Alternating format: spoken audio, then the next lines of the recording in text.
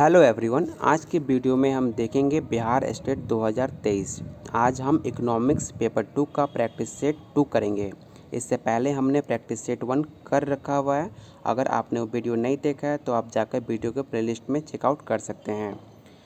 ये सारे सवाल आपके एग्ज़ाम में पूछा हुआ सवाल है, इसलिए एक भी क्वेश्चन बिना स्किप किए वीडियो को अंत तक ज़रूर देखिएगा। ऐसे ही आपको सारे सब्जेक्ट का प्रैक्टिस सेट कराया जाएगा। तो अभी इस चैनल को आप सब्सक्राइब कर लीजिए और अपने दोस्तों के साथ ज़रूर शेयर कीजिएगा। चलिए शुरू करते हैं आज का पहला सवाल। पहला सवाल कह रहा है, राष्ट्रीय कृषि एवं ग्रामीण विकास बैंक की स्थापना किस समिति की सिफारिश के आधार पर की गई थी? ऑप्शन आपका है लोक सेवा समिति, ऑप्शन बी है नरसिम्हा समिति, ऑप्शन सी है शिवरामन समिति या इनमें से कोई नहीं। तो आप सबको पता होगा, शिवरामन समिति द्वारा राष्ट्रीय कृषि एवं ग्रामीण विकास बैंक की स्थापना की गई थी। ये भी आपसे सवाल पूछा जाता है कि कब स्थापना किया गया था, तो 2 अक्टूबर 1982 को नाबार्ड की स्थापना की गई थी। राइट आंसर आपका सी हो जाएगा। क्वेश्चन थर्ड कह रहा है, ग्रामीण विकास कार्यक्रम IRDP के अंतर्गत गरीबी दूर करने के लिए ऑप्शन है बेकारी भत्ता दिया जाता है, ऑप्शन बी है न्यूनतम आवश्यकता कार्यक्रम का विस्तार किया जाता है, ऑप्शन सी है ग्रामीण बेरोजगारी को रोजगार देने की गारंटी दी जाती है, या ऑप्शन डी है ग्रामीण गरीबों को उत्पादक पूंजीगत साधन प्रदान किए जाते हैं। इसका राइट आंसर आपका हो जाएगा ऑप्शन डी, ग्रामीण गरीबों को उत्पादक पूंजीगत साधन प्रदान किए जाते हैं। ये सारे सवाल आपके PGT का पूछा हुआ सवाल है। राइट आंसर डी हो जाएगा। क्वेश्चन 4 कह रहा है, मौसमी बेरोजगारी मुख्यतः मौजूद होता है निजी क्षेत्रों से, सार्वजनिक क्षेत्रों में या कृषि क्षेत्र में या आपका बैंकों में। इसका राइट आंसर आपका हो जाएगा ऑप्शन सी, कृषि क्षेत्र में आपको देखने को मिलता है मौसमी बेरोजगारी। मौसमी बेरोजगारी के अंतर्गत किसी विशेष मौसम या अवधि में प्रति वर्ष वर्षा उत्पन्न होने वाली बेरोजगारी को सम्मिलित किया जाता है। भारत में कृषि क्षेत्र में सामान्यतः 7 से 8 महीने ही काम चल पाता है, बाकी महीनों में खेती में लगे व्यक्तियों को बेकार बैठना पड़ता है। इसलिए मौसमी बेरोजगारी के अंतर्गत हम कृषि क्षेत्र को इसमें शामिल करते हैं। राइट आंसर सी हो जाएगा। क्वेश्चन 5 कह रहा है, निम्नलिखित में कौन आर्थिक विकास का बेहतर एक सूचक है? राष्ट्रीय आय में वृद्धि, ऑप्शन बी प्रति व्यक्ति राष्ट्रीय आय में वृद्धि, ऑप्शन सी है औद्योगिक समाप्ता या इनमें से सभी। इसका राइट आंसर आपका हो जाएगा प्रति व्यक्ति राष्ट्रीय आय में वृद्धि। राइट आंसर बी हो जाएगा। क्वेश्चन 6 कह रहा है, एक संकुचन तकनीक है, तो इसका राइट आंसर आपका हो जाएगा सकल राष्ट्रीय उत्पाद में गिरावट एकरूपता लाने के लिए एक संकुचन की तकनीक है। राइट आंसर आपका सी हो जाएगा। क्वेश्चन 7 कह रहा है, भारतीय अर्थशास्त्रियों में राष्ट्रीय आय पर बुनियादी कार्य किसने करा था? PN धर या प्रोफेसर सोनाय या option C Jagdish Bhagwati, option D है BKRB राव। तो इसका राइट आंसर आपका हो जाएगा ऑप्शन डी, BKRB राव द्वारा ही बुनियादी कार्य शुरू किया गया था। राइट आंसर डी हो जाएगा। क्वेश्चन 8 कह रहा है, विकास के प्रारंभिक चरण में जनसंख्या विस्फोट मुख्यतः किस कारण से होता है? जन्म दर में तीव्र वृद्धि या मृत्यु दर में तीव्र गिरावट, या ऑप्शन सी है जन्म दर और मृत्यु दोनों में गिरावट, या ऑप्शन डी है अप्रवास की वृद्धि प्रवृत्ति। तो इसका राइट आंसर आपका ऑप्शन बी हो जाएगा। क्वेश्चन 9 कह रहा है, जब भारत में जनांकीय संक्रमण की तृतीय अवस्था में प्रवेश करेगा तो उसके जन्म दर में महत्वपूर्ण कमी आएगी। राइट आंसर बी हो जाएगा। क्वेश्चन 10 कह रहा है, निम्न में वर्तमान जनसंख्या नीति का उद्देश्य क्या नहीं है? आप इस पर ध्यान दीजिएगा, आपसे पूछ रहा है कि क्या नहीं है। ऑप्शन ए है मातृत्व मृत्यु अनुपात में कमी लाना या शिशु मृत्यु दर में कमी लाना, ऑप्शन सी है सकारात्मक रोगों की रोकथाम एवं नियंत्रण, या आपका इनमें से कोई नहीं। तो इसका राइट आंसर आपका ऑप्शन सी हो जाएगा। चलते हैं अगले क्वेश्चन 11 पे। क्वेश्चन 11 कह रहा है, जीवन निर्वाह विकास की उचित दर विकास अर्थव्यवस्था किस पे डिपेंड करता है? तो आप सबको पता होगा, कृषि क्षेत्र में उचित विकास दर पर आपका जीवन निर्वाह सबसे ज़्यादा अर्थव्यवस्था इस पे डिपेंड करता है। राइट आंसर आपका ए हो जाएगा। अभी भी आपसे पूछा जाता है कि कौन कौन से अर्थव्यवस्था में 3 क्षेत्र पाए जाते हैं, तो आप इसे याद रखिएगा। पहला आपका कृषि होगा, सेकंड उद्योग, ऑप्शन आपका थर्ड आपका सेवा होगा। इस पे आपका सबसे ज़्यादा अर्थव्यवस्था डिपेंड करता है। राइट आंसर आपका ए हो जाएगा। क्वेश्चन 12 कह रहा है, लुई की दृष्टि में दृढ़ अर्थव्यवस्था के अंदर पूंजीवादी क्षेत्र अधिक श्रम को खपा लेता है, बशर्ते कि निर्वात क्षेत्र की श्रम आपूर्ति लोचदार हो, पूंजी मूलक अधिशेष उत्पन्न हो रहा है और उसका पुनर्निवेश किया जा रहा है। राइट आंसर आपका डी हो जाएगा। क्वेश्चन 13 कह रहा है रोजेस्टिन रोडान ने अपने विकास के सिद्धांत में 3 प्रकार की अविभाज्यताओं और विशेषताओं का वर्णन किया है। तो आप इसे याद रखिएगा, आपका उपयुक्त सभी आपका राइट आंसर होगा। ऑप्शन डी राइट आंसर हो जाएगा। क्वेश्चन 14 कह रहा है प्रेविस सिंगर परिकल्पना किससे संबंधित है। तो आप सबको पता होगा विकासशील देशों में व्यापार की शर्तें प्रेविस सिंगर की आपका आवश्यकता होता है। राइट आंसर बी हो जाएगा। क्वेश्चन 15 कह रहा है निम्नलिखित में कौन विकासशील अर्थव्यवस्था का एक घटक नहीं है। जनसंख्या वृद्धि की उच्च दर या पूंजी निर्माण उच्च दर या बेरोजगारी की उच्च दर या इनमें से व्यापक निधानता। इसका राइट आंसर आपका व्यापक निधानता या आपका जनसंख्या वृद्धि दर। तो आप इसे याद रखिएगा, राइट आंसर इसका पूंजी निर्माण की उच्च दर आपका राइट आंसर हो जाएगा। क्वेश्चन 16 कह रहा है महबूब उल हक निम्न में किसकी अवधारणा को विकसित किया था। तो आप सबको पता होगा मानव विकास सूचकांक महबूब उल हक ने द्वारा आपका इसका अवधारणा को विकसित किया गया था।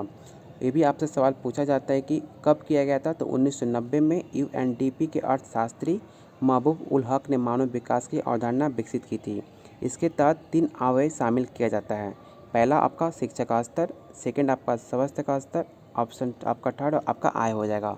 राइट आंसर बी होगा। स्वरोजगार के लिए गरीबी रोधी कार्यक्रम कौन सा था। तो इसका राइट आंसर आपका हो जाएगा NREP national rural employment programme अपनाया गया था। राइट आंसर ए हो जाएगा। क्वेश्चन 18 कह रहा है भुगतान संतुलन में असंतुलन किस पोजीशन में इच्छित होता है। चालू खाते में या पूंजीगत खातों में घाटा या व्यापार संतुलन में घाटा या इनमें से कोई नहीं। इसका राइट आंसर हो जाएगा पूंजीगत खातों में घाटा। राइट आंसर बी होगा। IMF और IBRD के एक साथ 1944 में किसके परिणाम स्वरूप अस्तित्व में आया था। GATT या WTO या ब्रेटन वुड्स सम्मेलन या डंकर करार। तो इसका राइट आंसर आपका ब्रेटन वुड्स सम्मेलन हो जाएगा। राइट आंसर सी होगा।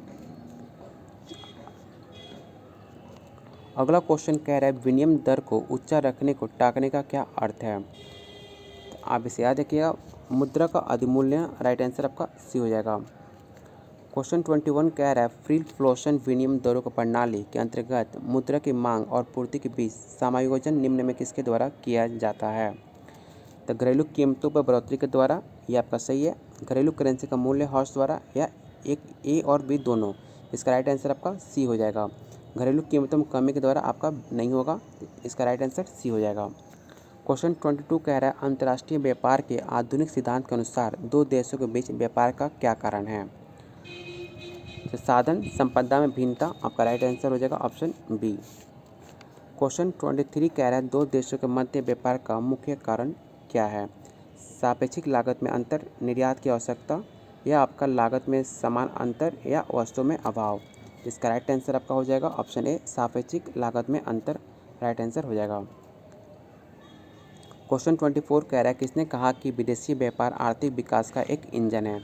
एडम स्मिथ या डेविस रिकॉर्डा या आपका डेनिस रॉबर्टसन या आपका JS मिल।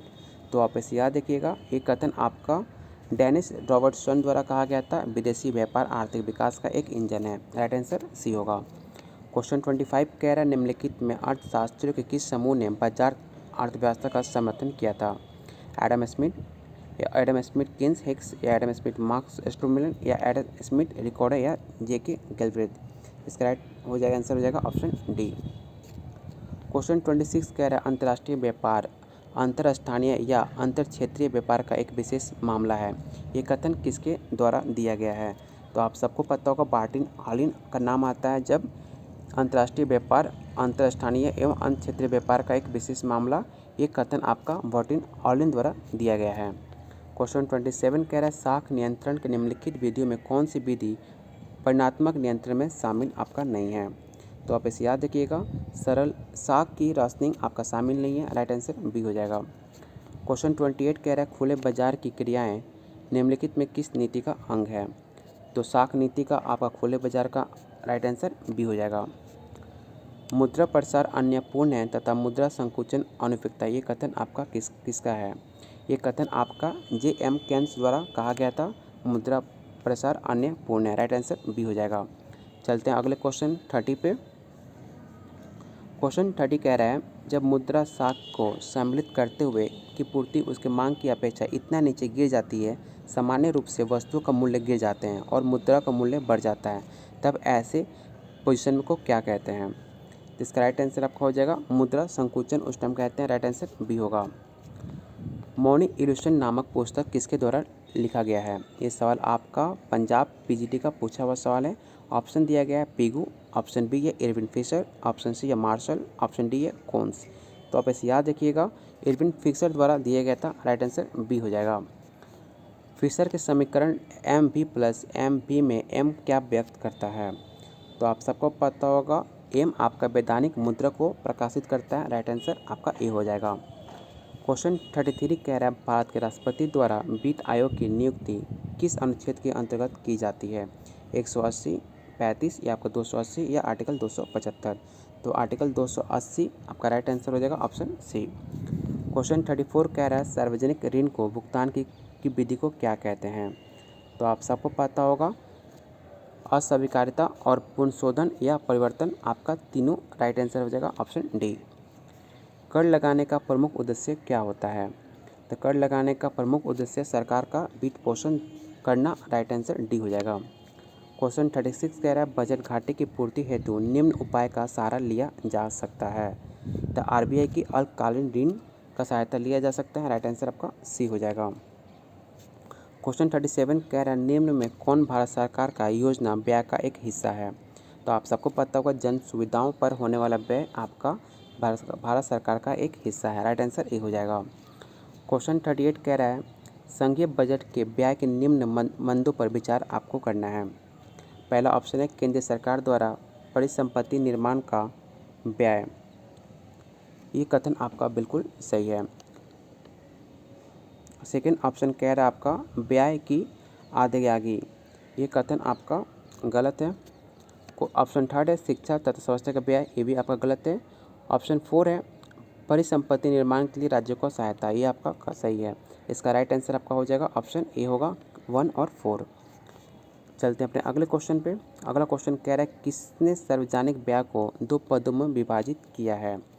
डॉक्टर हॉग डाल्टन ने, या प्रोफेसर एडम स्मिथ, या प्रोफेसर पिगू, या प्रोफेसर जे.एस. मिल?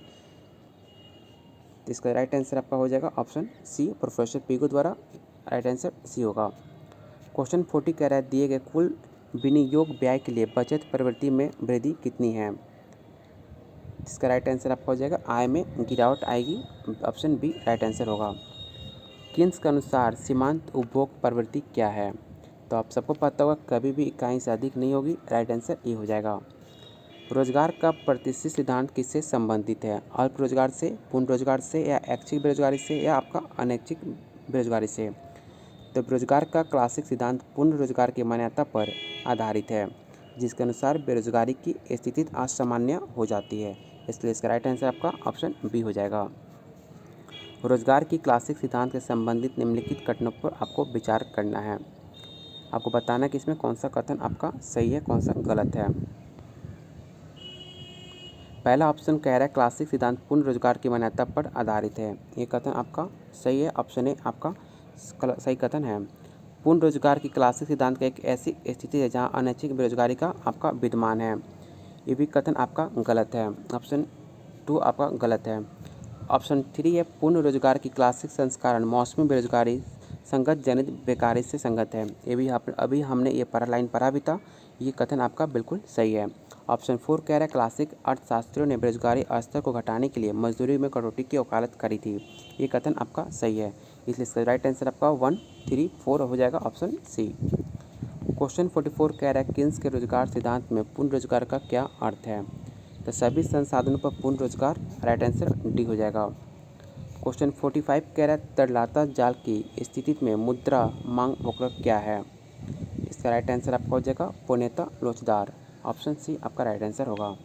46 कह रहा है किन्स के मुद्रा मांग सिद्धांत में अनोखा क्रांतिकारी तत्व है? तो सट्टा उद्देश्य से की जाने वाली मांग आपका किन्स के द्वारा मांग सिद्धांत का क्रांतिकारी तत्व है, राइट आंसर सी होगा। चलते हैं क्वेश्चन 47 पे।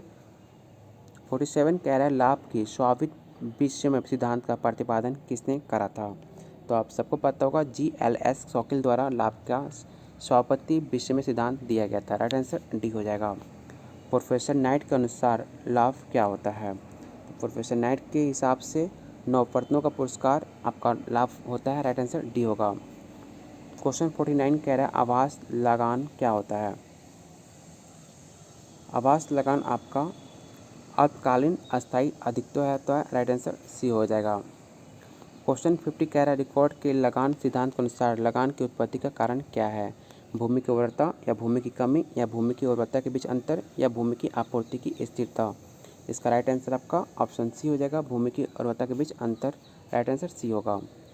क्वेश्चन 51 कह रहा है चैम्बरलिन के विचार में श्रम का शोषण तथा उपस्थिति होता है जब श्रम की मजदूरी दर कितनी होती है? तो सीमांत आगम उत्पादकता के कम हो जाए तो राइट आंसर आपका ए हो जाएगा। क्वेश्चन 52 कह रहा है विभेदात्मक एकाधिकार की स्थिति में यदि MR1 लेस देन MR2 हो तो एकाधिकारी कितना होता है? तो इसका राइट आंसर दूसरे बाजार का उत्पादन कम करके पहले बाजार में अधिक बिक्री करेगा। राइट आंसर डी होगा। एक अधिकारी प्रतियोगिता में फर्म शामिल में तभी होगी जब MR=MC होगा, तभी आपका एक अधिकारी प्रतियोगिता में फर्म समय तभी हो पाएगा। राइट आंसर बी हो जाएगा। एक फर्म तब उत्पादक करेगी जब AC=AR होगा। राइट आंसर आपका ए होगा। क्वेश्चन 55 कह रहा है उत्पादन प्रक्रिया में संतुलन बिंदु वहाँ पर होता है जहाँ सीमांत लागत सीमांत आगमन होता है। राइट आंसर आपका सी हो जाएगा। यहाँ पर ये टॉपिक आपका नहीं, अगला क्वेश्चन आपको देखते हैं। अगला क्वेश्चन है भी क्वेश्चन 56 कह रहा है यदि एक विक्रेता की मांग वक्र P=16 - 1/2 Q हो तो उसकी प्राप्त होने वाली सीमांत आगम कितनी होगी? 1/2 या आपका 4 या आपका 16 या आपका 8। तो इसका राइट आंसर आपका हो जाएगा जब आप इसे सॉल्व करोगे तो इसका राइट आंसर आपका ऑप्शन सी 16 निकलेगा। क्वेश्चन 57 कह रहा है पैमाने की बढ़ता प्रतिफल किस पर निर्भर करता है? तो आप सबको पता होगा आंतरिक एवं बाह्य की बात दोनों पर आपका प्रतिफल निर्भर करता है। अगर आपका इसका PDF चाहिए तो आप मेरे टेलीग्राम चैनल पर ज्वाइन होकर वहां से इसका PDF आप ले सकते हैं। लिंक इसका डिस्क्रिप्शन में दिया हुआ है। राइट आंसर सी हो जाएगा। क्वेश्चन 58 कह रहा है कैपिटल एंड ग्रोथ नामक अर्थशास्त्रीय पुस्तक किसके द्वारा लिखा गया है? तो काफ़ी फेमस राइटर हैं, हिक्स द्वारा कैपिटल एंड ग्रोथ लिखा गया है। राइट आंसर सी होगा, आप इसे जरूर याद रखिएगा। क्वेश्चन 59 कह रहा है एक ग्राहक की क्रय शक्ति में परिवर्तन के द्वारा मांग में परिवर्तन क्या कहलाता है? तो आप सबको पता होगा आय प्रभाव कहलाता है। राइट आंसर आपका ए हो जाएगा। क्वेश्चन 60 कह रहा है यदि एक सीधी मांग रेखा पर एक वक्र रेखीय मांग को स्पर्श करती है तो दोनों मांग वक्र की लोच स्पर्श बिंदु पर ऑप्शन होगा एक होगी या भिन्न होगी, या आपका या तो एक होगी या भिन्न होगी या स्पर्श बिंदु की पर निर्भर करता है। इसका राइट आंसर आपका एक होगी, ऑप्शन ए आपका राइट आंसर होगा। क्वेश्चन 61 कह रहा है मांग वक्र के ऊपर उठने के कारण या अपवादी मांग वक्र के कारण निम्न में कौन सा सही नहीं है? आपको बताना है कि इनमें से कौन सा कथन आपका सही नहीं है। तो आप इसे याद रखिएगा। मांग में वृद्धि के कारण अधिक मात्रा में क्रय होना, ये कथन आपका गलत है। क्वेश्चन 62 कह रहा है साम्य में क्या अभिप्राय है? तो आप इसे याद रखिएगा। आपका 1, 2, 3 बाकी सब सारे कथन आपका सही है, इसलिए इसका राइट आंसर डी हो जाएगा। क्वेश्चन आज का लास्ट क्वेश्चन रहेगा 63, निम्न में कौन भौतिक परिभाषा के अंतर्गत आपका नहीं आता है?